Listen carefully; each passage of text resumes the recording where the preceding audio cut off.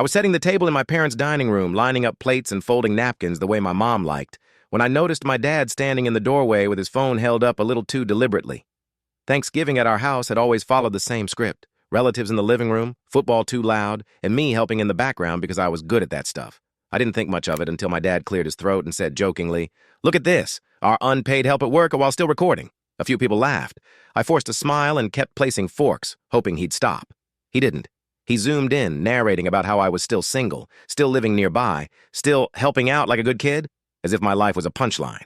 I asked him to stop quietly, but he waved me off and said, "Relax, it's just for fun." Dinner went on, and I tried to shake it off.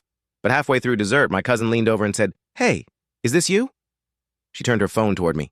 There I was, setting the table, with text over the video. When your kid still hasn't figured life out, so you put them to work. My dad had posted it publicly. The comments were already piling up.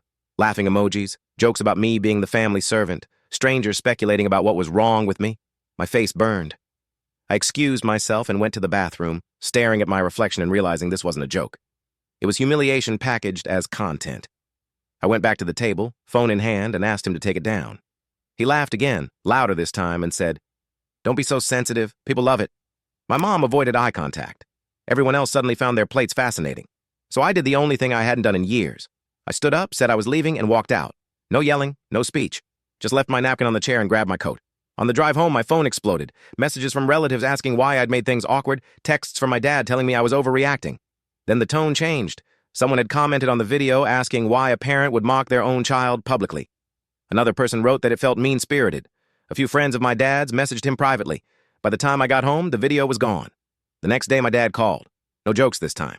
He said he hadn't realized how it looked, that people had called him out, that his phone hadn't stopped buzzing. I told him it wasn't about how it looked, it was about how it felt to be reduced to a joke for likes. There was a long silence before he apologized, awkwardly but sincerely. Thanksgiving dinner resumed without me, but something else finally started. Boundaries. Subscribe for more real-life stories where walking away teaches lessons words never could.